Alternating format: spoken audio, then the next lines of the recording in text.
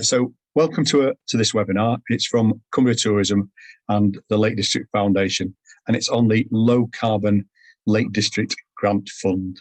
So hello to you all. I'm Nick Lancaster. I'm CT board member and I've been involved with climate action and sustainability for many years in various guises.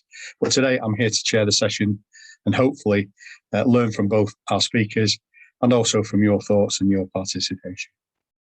Some brief housekeeping before I introduce our panel. The webinar today is being recorded, as you'll notice. The speakers are visible, but the audio and audible. But if you have any concerns, please just let us know. You need to do that by the Q&A. There's no chat function on this webinar at the moment. The recording will be available to watch back online once it's uploaded, and a link will be sent round. The session should last no more than an hour, probably closer to 3/4 of an hour, but that depends upon all your questions. With regard to questions, please add those to the Q&A box, and we'll get to those through the sessions or at the end of the session. If there's anything specific and very detailed in your questions, we may choose to take that offline and just talk directly to you as an individual rather than everybody involved with the minutiae of one particular scheme or a very detailed question on the overall project. All our up and coming CT webinars can be found on www.cumbriatourism.org/events, and that includes 2 on the benefits of experiential tourism, the first of which is on the 7th of October. And I'm sure Johnny, who's acting as our technical elf in the background, will add a link to the Q&As for those. So to get started, the panel today is Sarah Smith from the Lake District Foundation, and she'll be providing an explanation of the scheme, which will provide information on the purpose of the fund and also the technical elements, eligibility, timings, etc. And then 2 businesses who were successful in applying for the first round of funding, and I'll not tell their stories, no spoilers here, but they are Rookhow Quaker Meeting House in the Rusland Valley, and that will be Sue Nichols, and then the Levens Village Store, Vanessa Riley. So we'll get started, and I'll hand over to Sarah Smith from Lake District Foundation. Sarah, over to you. Hello. Hi, thanks Nick, thanks for the introduction there. And thank you to everyone for joining us here today to find out more about the Low Carbon Lake District Grant Fund. I hope you find out what you need from this presentation, and we're leaving enough time for questions as well. So hopefully we can get to the bottom of the most common questions today. So I think Johnny has a presentation he can share. Okay, brilliant. So the Low Carbon Lake District grant scheme first opened earlier this year in April for the first round, and that was a kind of soft launch to see what the appetite was out there, to see what kind of things businesses and organisations want to do in Cumbria. And we're delighted to open the second round. It opened last Thursday and is open for 4 weeks, so that takes us to Thursday the 14th of October. Next slide, please. So you're probably most interested in the criteria. So hopefully everything on this page should cover your main questions. So it's open to both community groups and small to medium enterprises. Now here in Cumbria and the Lake District, we're probably all small to medium enterprises by the EU definition. There's a formal definition of that which involves your turnover and your number of staff. And you can see those thresholds on our website. And community groups are also eligible. So hopefully we can support some of those groups doing great work here in Cumbria. It's for anything, any projects that reduce your operational carbon footprint. So I can, on the next slide, I'll come to more examples of what kind of things we might fund. But if we keep that in mind, that's the main criteria that we're using to assess the applications. Some of you may have experience of other EU grant funds where it looks at things like jobs created, but this is purely carbon savings per pound invested. We can fund up to 60% of the cost of the project. I've added here that that's paid in arrears, so just a note to say that you will need to fund the whole project pay for the work and submit receipts and evidence to us. And so that's worth thinking about. When you're thinking about what you can put forward, it's there's a match and a cash flow situation there you might need to take into consideration. The total pot size is £600,000, and with the 400,000, the 40% that will come from the community groups and SMEs, that's £1 million, going into Cumbria and the Lake District on low carbon technologies. And the aim is to save 86 tonnes every year for the projects that we're supporting here. There's a wide range of sectors that will be eligible. Probably a common question might be around agriculture that we have here in Cumbria. Because of the EU don't like to double fund things, and there might be other funding that agriculture can access. Agriculture is not eligible. However, any kind of diversification is eligible. So a separate business entity with different financial transactions is perfectly eligible. De minimis rules apply because it's state aid. So there's a limit to the amount of state aid that any one organisation or business can receive. And this will count towards that. So it used to be €200,000 was the limit in a 3-year rolling period. But a question came in advance, and it's a great question around COVID-related support. So following the COVID-19 outbreak, there was a temporary framework which raised that limit to €800,000. And that was to allow people to access grants that were specifically to address that sudden shortage or unavailability of finance arising from the coronavirus outbreak. The Coronavirus Job Retention Scheme, or furlough, is non-aid, and that doesn't count towards de minimis. So you don't need to tell us about that support. And the question was around, do you get a letter when you get de minimis? And you won't have received any letters when you received your furlough payments. Any other coronavirus related grants may or may not count. So tell them about us, and we can have a look at that. As I mentioned, you should have been notified if it was under de minimis, but obviously the general advice is to seek legal advice if you're unsure, but tell us everything that you know, and we can try and sort it out together. So at this stage, we're just asking organisations from within the Lake District National Park to register. And I know from the attendee list, we've got a couple of organisations that are just outside of that. That's not to say that we can't fund you. We have that target to reach within the park. So we're going to open this round, see how far we can get, and anything left over, we'll notify all the interested organisations, as soon as we can. And we really do think that we'll be able to spread those benefits outside of the park. Indeed, for the first round, we did open it up across the county, and we know that there's savings to be made there, and that it's not a solid boundaries. That our staff and our customers and our products flow in and out of the park. As I mentioned earlier, projects are assessed based on their carbon saved per pound invested. You might know how to calculate that, or we can support with that.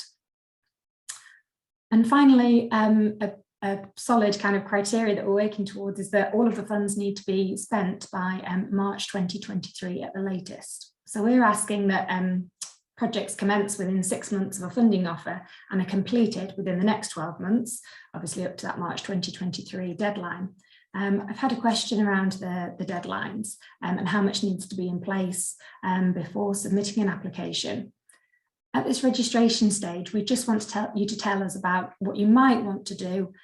There's no obligation to continue. We're really just looking at your sector, your business size, where you are, and what de minimis age you've had, just so that nobody is going out getting too many quotes and spending lots of time on it if there's something simple that's going to prevent us from supporting you.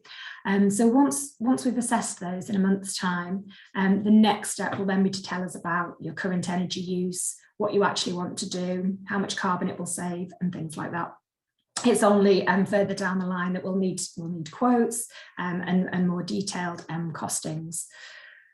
Somebody also asked if they can retrospectively apply for funding. I'm afraid we can't do that because ERDF will want to see a timeline of us making an offer, the work being commissioned, and then a receipt in the future being submitted as a claim. So I'm afraid we can't support anything that's already been paid for.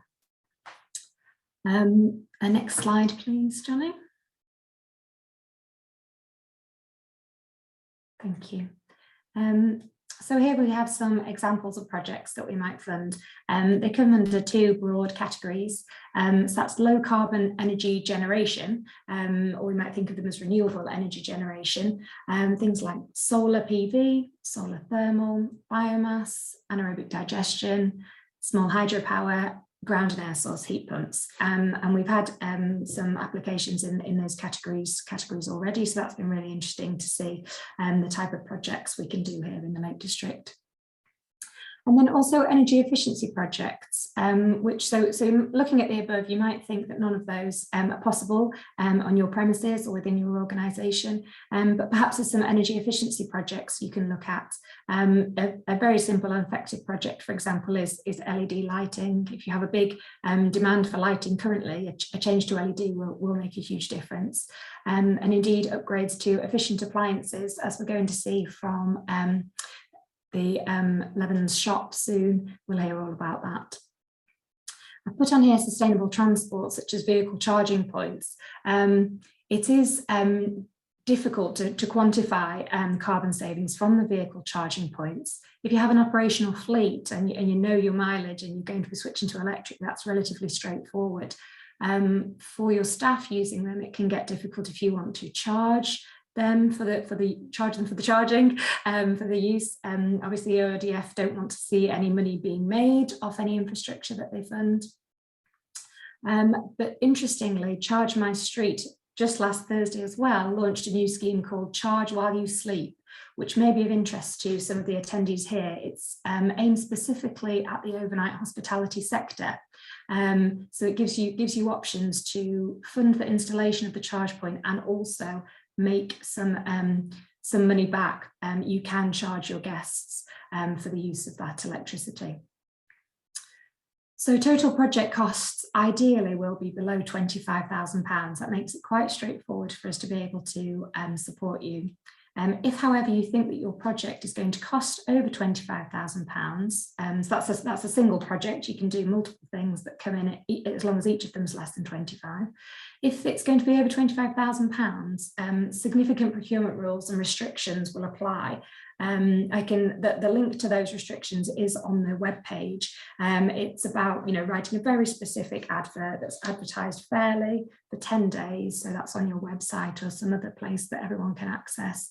The advert has to include specific information, and then you also have to obviously compare all your quotes compared to the original advert, and keep a record of all the decisions that you made. It's not impossible, but it is a bit onerous. So perhaps talk to us if you're thinking of projects over that size. I had a couple of questions come in advance around choosing a project. It's an interesting one, and there's a couple of ways to approach it. If you've never looked at energy use or resource use in your business, it could be good to do a carbon footprint.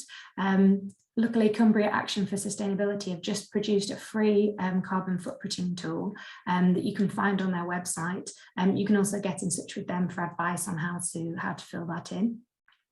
That could point you to an area where you need to make the most changes. It could be your lighting, for example, or your heating.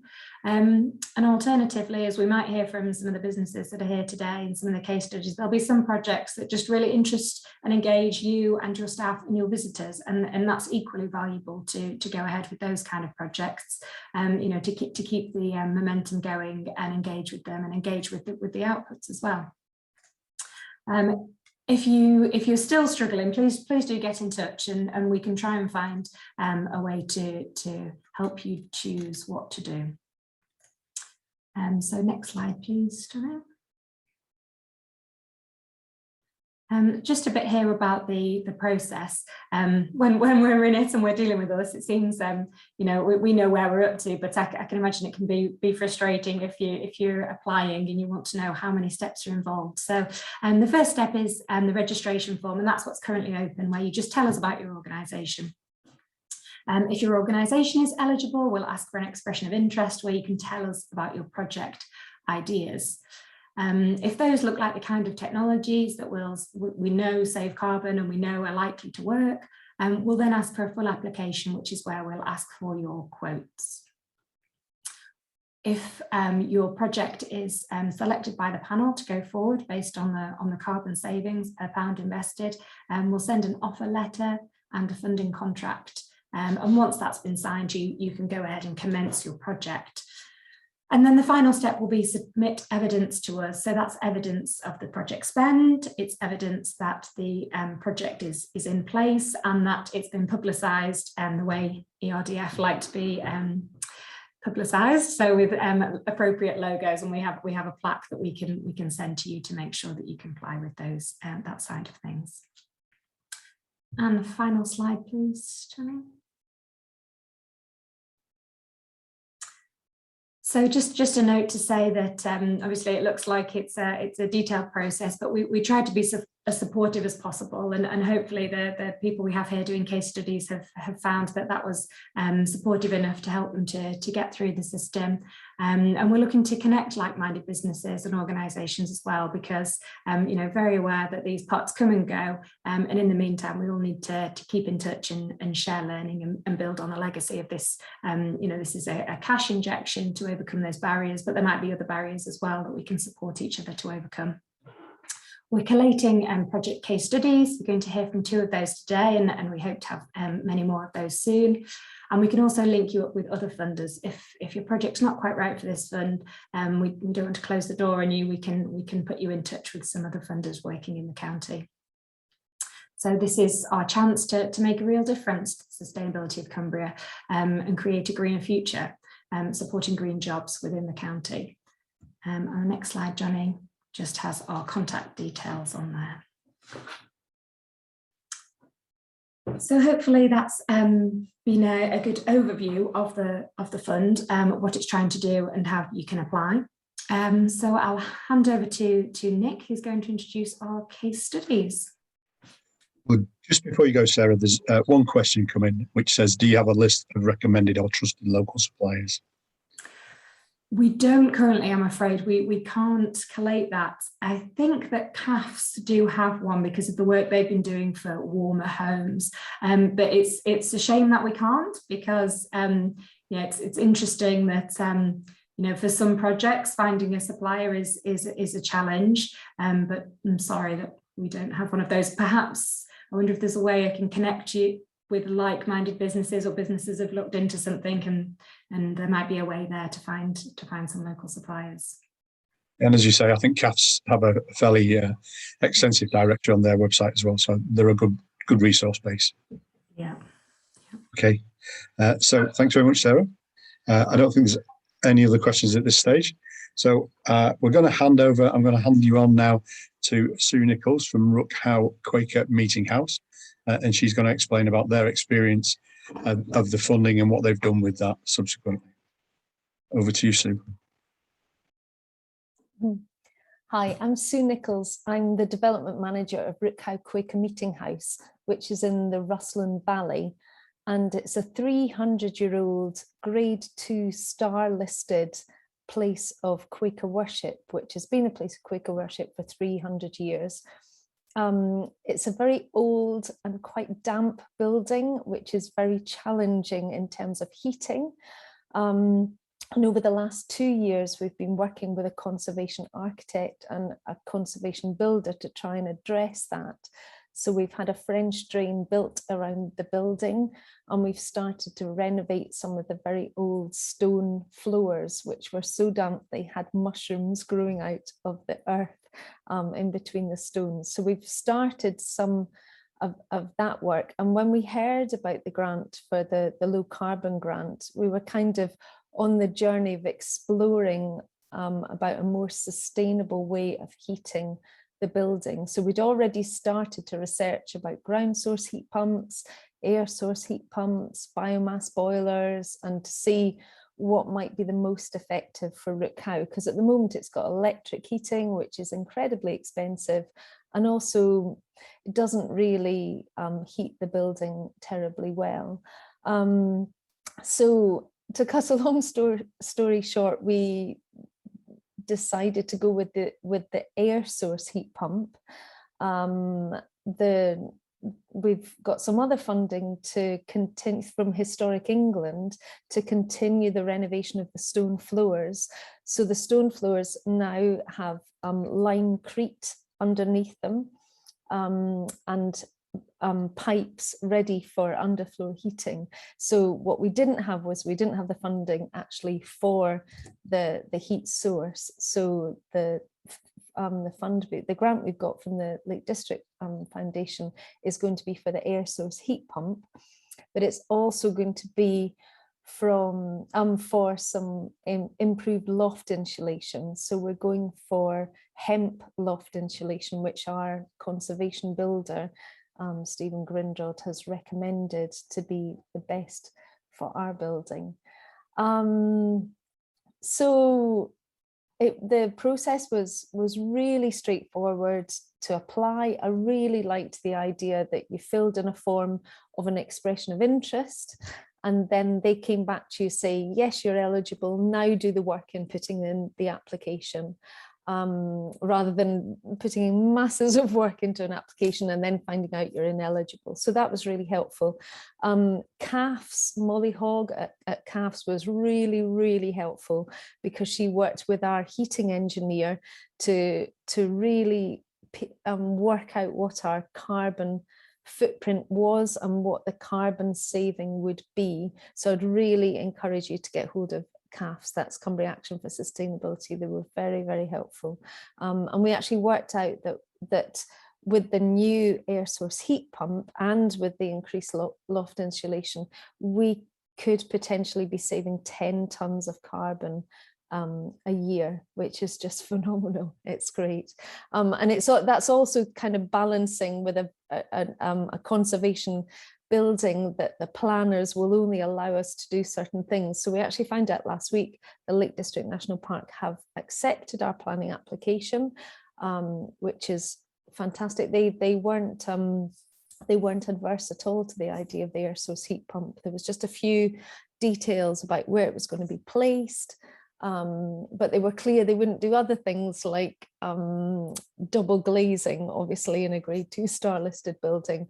But it was the balance of what we could do, what was achievable within the funding as well. We also, because of the Lake District Foundation, were able to match some of the grant funding. The Bay Winds Community Energy Trust gave us funding, and I think our grant from the Lake District Foundation helped. We also had a few individual donations as well. And I think the fact that we've been supported by one, it kind of gives people affirmation. So advice for other people, go for it. It's really good. You do need to do your homework. I'm really glad that we spoke to as many experts as we could. We got people to look at the building. We had lots of people's different opinions, and then the trustees of the charity got together and looked at what was achievable, along with the conservation architect and the conservation builder. So it's about getting the right team on board, I think. But yeah, the process was very straightforward. So thank you. I don't know if there's any questions.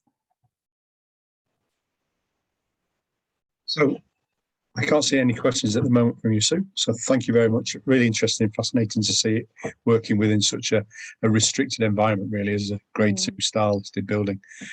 So I think that makes it's got to be a little bit easier for most of us to be able to apply, I think. Our buildings are probably not quite that difficult to get work done on. So thank you. So I'll move on to our next speaker, who is Vanessa Riley. Vanessa has the Levens Village shop, and again, has been successful in the first round of the grant funding. Over to you, Vanessa. Hi there. I hope you can see me. Yeah, my name is Vanessa Riley and I run Levens Village shop. We bought the shop approximately 6 years ago, myself and my partner, from the previous owner who'd had the village shop for about 19 years.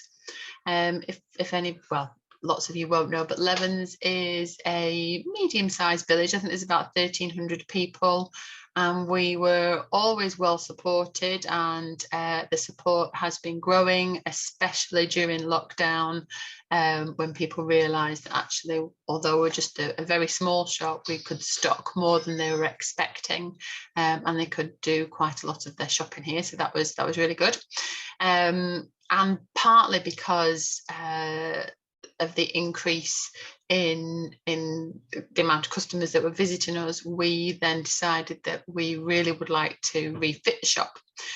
So as it was quite dated, we were looking to renew lots of shelving, the flooring, the lighting, etc. But our biggest worry was the fridges. The fridges that we had were approximately 20 years old. They all had night blinds on them, which meant that they were totally inefficient. So for 12 hours of the day, they would be open. So there was just carbon and power just pouring out of them. And we also had a big open deli counter as well. So again, that was just open all day long, nothing to stop anything escaping from it. So we contacted some local shop fitters. They were very helpful in sourcing new chillers, and because our shop is very small and the aisles are very narrow, what we really didn't want were chillers with doors on, as in doors that open outwards, because you just really struggle with opening a door and having a basket, etc. So they managed to make us some bespoke sliding doors, which have been great. So essentially, as far as the grant is concerned, I approached Sarah when I heard about it, and we were a little bit down the line in that we'd had some meetings, we got a few quotes, etc. Sarah was so helpful. The filling in of the expression of interest was really easy. Trying to work out our carbon footprint was a little bit more difficult. Obviously, it wasn't hard to figure out what we're doing now, but it was far more difficult to figure out what we'd be doing in the future. And Molly Hogg at CAFS was really good. Highly recommend, if anybody has any problems, to contact Molly. And yeah, essentially we were really lucky and successful in obtaining the grant. We've actually had the refit done now, so the fridges are in, the chillers are in, everything's looking great, and we've submitted our claim form. And yeah, I mean, it's just been a real dream come true, really. We get up in the morning now and we look at our shop and we think we're saving energy. It's how we want it to look. The customers like it. We've installed a refill station as well. So we've got a closed loop refill station with 14 products. So you can buy anything from shampoos, conditioners, hand soaps, laundry liquids, toilet cleaners, all of that sort of thing. And the carbon footprint has been severely reduced, because you just buy one bottle, come back, keep refilling it, keep refilling it, keep refilling it, and the big drums that you refill it from just get washed and brought back to us. So that's another excellent saving. And yeah, down the line we're hoping to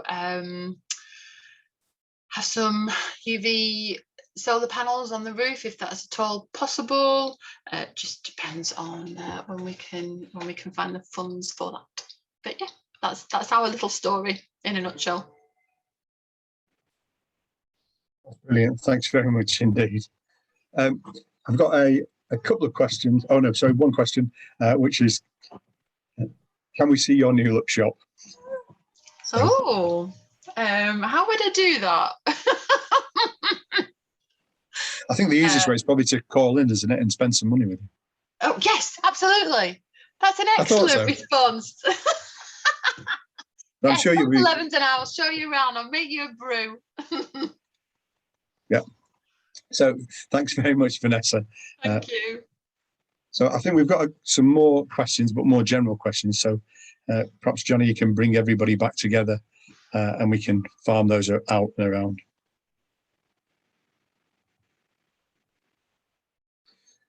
So in terms of questions, there's most of them I think are very specific to Sarah. So we've got one with regard to R&D. So do projects have to be off-the-shelf products, or is there an element of R&D included, or can it be included? Yeah, that's a really good question. It has to be off-the-shelf products. So yeah, commercially available, ready to go. That way we know exactly, well, we can estimate accurately how much carbon we think they'll save. But it overlaps really nicely with the Eco Innovation Northwest Fund, which is a collaboration between UCLan, Lancaster University and Cumbria University, and they have the capacity to support R&D, but also to fund some of those projects once they, want to go into pilot stage. So there's a good overlap there. So I'd say if it's an R&D type thing, no, go to Eco Innovation Northwest. If it's something you can go and buy tomorrow or relatively soon, then come to us. Thanks very much. I think that answers the question. And another one probably for you again is, perhaps, I'm not quite sure, for the installation of solar panels, do we need to get planning permission from the National Park? And if so, at what stage do you submit planning? What stage of your application? Of our application, yeah. So we won't release any funds until we see evidence of the permission or evidence of an interaction to show that you won't need planning or any other relevant permissions for any of the other projects. I would say it's a difficult one. It's chicken and egg. Obviously, you don't want to spend a lot of time on our form if you're then not going to get the planning permission. The way that most applicants have approached it is they're doing both at the same time. So they're talking to us at the same time as they're talking to the planners, which I think is probably the best way to go, because as any advice from the National Park might change your plans, the way you site your solar panels or how big the array is, which will change the cost and will change the carbon savings. So I would say both at once is probably the best approach there. Yeah, I would also say that the park generally will offer some some advice free of charge without going to full planning. So you might want to talk to the local planning officer before you go to a planning application. I can see, oh, Gemma, sorry, you had your hand up, Gemma.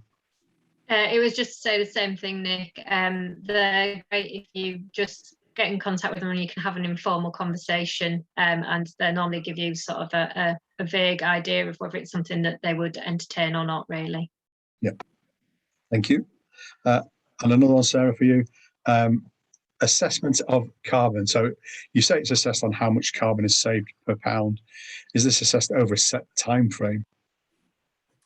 Yes, so it's just assessed over the year, over 1 year, which is a bit strange because some of these projects are going to last 5 years, some 10, some years, but it's just per year that we look at. So from the point of installation, if we looked back at your energy consumption the year before and the year going forward, we'd be able to see the difference in a year. So that's how that's calculated. Probably related to that, and something I thought of as we were listening to Sue and Vanessa there, sometimes it's not that you're replacing, like for like, or your circumstances are changing. And so what we're comparing is the project that you want to do compared with what ERDF call the counterfactual. So what would you have done normally, or what's the conventional thing to do? So for Sue at Rook Howe, they wanted to increase the use of the building, and so their current energy use didn't really reflect what really needed to be used to heat that building and make it comfortable. So we looked at the counterfactual. So the option was to continue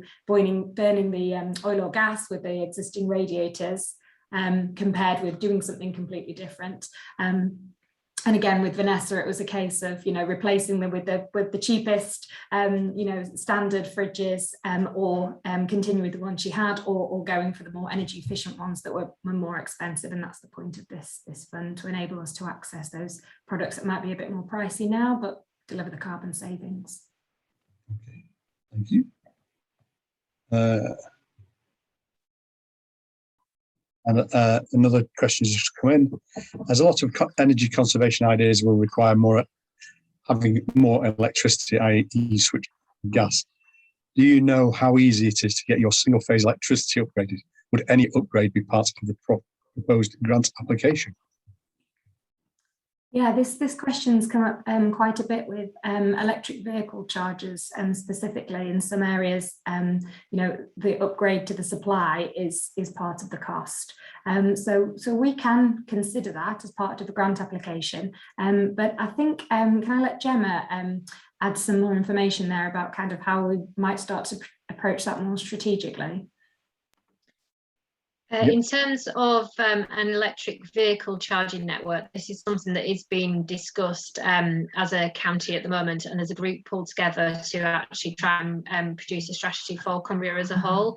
And that will include the actually energy generation and the network that needs to be put in place in order to enable the number of chargers that we're going to need over the next 5 years or so in terms of electric vehicles. As part of that project, there is discussions going on with Electricity North West already, who do have some funding which they can put into certain areas, and a lot of suggestions have been put forward, but again, we're just waiting to hear back from Electricity North West in terms of which one of those are likely to go ahead. There are a lot of different options and alternatives with something like this as well, and it may be that it's worth connecting with local community groups and sustainability groups as well, because there may be options going forward to look at whether this is something that could be done as a joint project, so everybody puts in a small amount of funding, similar to some of the rural broadband projects, where actually if a community is all willing to chip in a little bit, they can upgrade the supply to that village or that hamlet. And it's also a possibility that further down the line that there might be some funding coming through, and they may be looking for more sort of digger ready opportunities. So if you have a location where there's a group of businesses or a community groups and businesses who are saying, well, we're all happy to install X number of charge points if you upgrade the services to this area, then it's worth kind of having that ready to go, because there may be funding coming through to be able to fund those sorts of projects going forward. So yes, and if you do get something like that together as well, connect with your local authority, because they'll be kind of the way into those pots of funding as well. So I think in terms of the question in terms of upgrading from single phase to three phase, internally in a building, it's not usually that difficult. What I think Sarah, well, particularly Gemma was talking about, was the infrastructure locally in more rural parts of the county is pretty poor and maybe very limited in terms of. So it's worth just having a chat to an electrician or to North West Electricity to see where you build, what the capacity is locally to your buildings. So then one more question. As a retail business, we were closed much of the previous year. Therefore, our usage will not reflect the true situation. I think not just a retail business, most businesses were closed last year. So how do we compare like for like? Yeah, that's a good question, and affecting the majority of the applicants, I imagine. There's a couple of approaches we can take. We can look at further back. We can look at 2 or 3 years ago, what usage was like. We can look at averages from a typical business of a typical size. Rather than looking at a whole footprint, we can look at a specific element like a heat demand or something like that. So there's ways around it. So I would still register and tell us what kind of thing you'd like to do. We'll find a way. Apologies, I missed a question that had come in advance that I jotted a response to, which was around electric vehicles. Can those be supported by this fund? Unfortunately, we can't support the purchase of what ERDF call movable assets.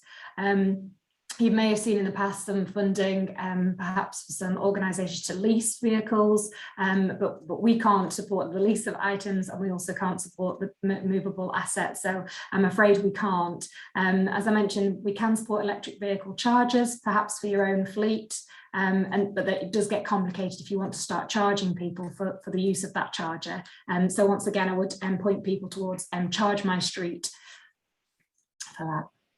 So on a similar point, I noticed a question with regard to replacing tools with battery-operated tools. I presume, therefore, if the charge point was screwed to a wall and immovable, that could be eligible. Yeah, that'd be fine. I think it's more they're a bit nervous about cars. They're too easily moved around, and it's too easy for them to come and do a spot check and point to where it is. But yeah, that's fine if it's kind of a system change towards a battery operated appliance. Okay. That's great. I can't see any more questions at the moment. If there is anybody else, it would be great to hear from you. And if there's any other questions, I think we've covered most of the questions that have come in with regard to. So we've had questions around electric charging, which I think we've covered, various forms of heating, ground source, air source, solar, which I think has been covered, Diminis, funding, and yeah, I think that's probably the bulk of the questions. And in terms of projects being how far down the line they need to be before you're prepared to look at those applications. And I think from what Sue and Vanessa were saying, the key to it all is to talk to Sarah reasonably early on in your project and make progress from there and see where you're up to. We've got another couple of questions, I think. Oh, is there any tuition for working out the CO2 saved? Do you know, it's a really good question, because we're starting to see some, common themes coming out, common projects. So it might be that once we get these registrations in, if there's a group of people that are all looking at solar PV, for example, we could all get together and work it out. Perhaps something like this, maybe to discuss through how we would do it. Or if you're more interested in going and looking how to do that yourself. The CAF's carbon footprint calculator is excellent, and alongside that they've got some kind of best practice guides and also some of the best frameworks out there, because as you'll know, there's lots of different ways we can all start to monitor and measure this, so finding one that's right for your business can be a bit of a task just to get started. But for example, if we were looking at solar PV, we'd know what kind of kilowatt hours output we would expect, and that's what you'd be told when you start to get a quote.